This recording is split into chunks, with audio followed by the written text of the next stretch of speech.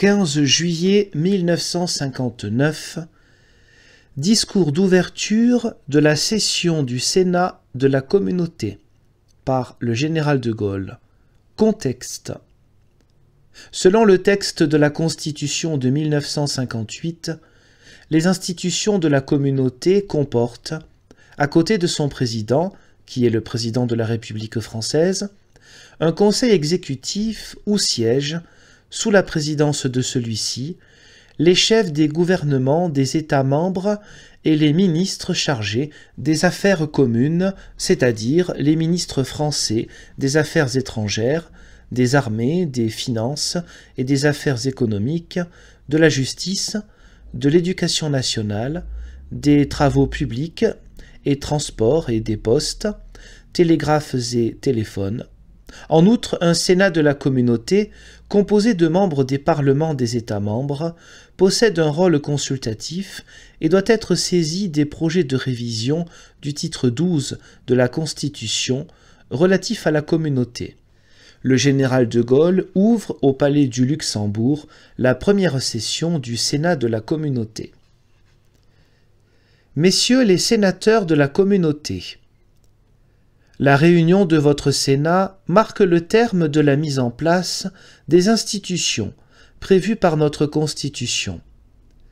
Tandis que la République française procédait à sa propre réforme, la République malgache, la République centrafricaine, la République du Congo, la République de Côte d'Ivoire, la République du Dahomey, la République gabonaise, la République de Haute-Volta, la République islamique de Mauritanie, la République du Niger, la République du Sénégal, la République soudanaise, la République du Tchad, se voyaient dotés de leur gouvernement, de leur parlement, de leur justice. Quant à la communauté, sa présidence, son conseil exécutif, ses ministres, chargés des affaires communes, sa cour d'arbitrage, exercent déjà leurs fonctions. Et voici que le Sénat vient compléter l'édifice. Ainsi se trouve réalisé ce que nos peuples ont décidé, librement, en toute indépendance, par le référendum du 28 septembre. Cela a été fait d'après les règles démocratiques. Un pareil aboutissement, et même le refus qui lui fut opposé dans l'un des territoires de l'ancienne Union française, démontre que nos peuples ont pu disposer d'eux-mêmes, qu'ils ont exercé leur choix, et qu'ils l'ont fait par la seule voie qui soit valable, celle du suffrage universel. La raison les y a portés autant que le sentiment.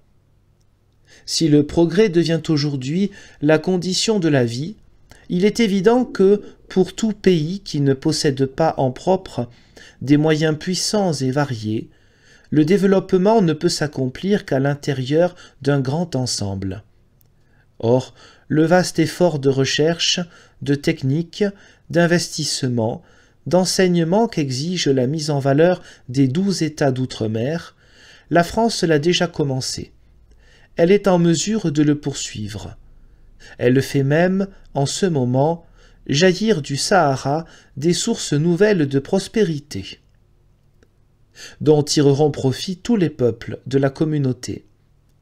En revanche, ces peuples offrent un large champ d'expansion à son activité et, sans doute, viendra-t-il un jour où les nouveaux États fourniront, à leur tour, le concours de leur capacité au développement de l'ancienne métropole. Cependant, dans le mouvement qui conduit à s'unir tant d'hommes si divers par leur race, leurs croyances, leurs conditions, joue aussi la volonté de défendre la liberté qu'ils ont acquise. Car ils sont des hommes libres et résolus à le rester, si lourd que soit, aujourd'hui, l'air que respire le monde. C'est donc aussi pour détourner la menace et, au besoin pour la surmonter, que la communauté réalise et organise l'union des peuples qui la forment. C'est dans le même but qu'elle entend coopérer avec tous les autres États, européens, africains, asiatiques, océaniques, qui se refusent à la servitude. Pourtant, si nous voulons parer aux dangers que nous font courir certains systèmes totalitaires et dominateurs, nous savons bien qu'à l'origine du trouble universel, il y a la condition malheureuse d'innombrables populations. La seule chance, mais aussi la grande chance, de la paix et de la civilisation ne saurait être, en définitive, que l'aide portée à l'humanité tout entière par ceux de ses enfants, qui en détiennent les moyens. Notre communauté, par le fait même qu'elle est ce qu'elle est, et qu'elle dispose d'appréciables ressources, donne déjà le bon exemple pour le salut du genre humain. Le progrès, la sécurité, la paix, voilà les raisons qui nous déterminent à entreprendre notre œuvre fraternelle. Mais le sentiment nous y engage également, car ce n'est pas en vain qu'entre nos peuples, 1000 liens d'estime et d'attachement réciproques ont été longuement noués.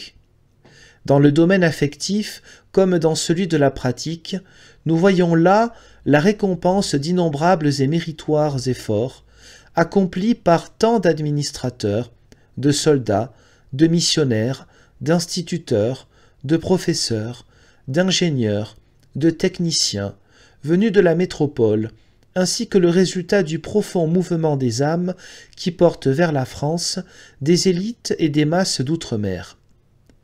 En vérité, il convenait que la grande fête d'hier célébrât tout à la fois la naissance de la communauté et l'anniversaire du jour où le peuple français proclama devant le monde, à l'usage et au service de tous les hommes, la liberté, l'égalité et la fraternité.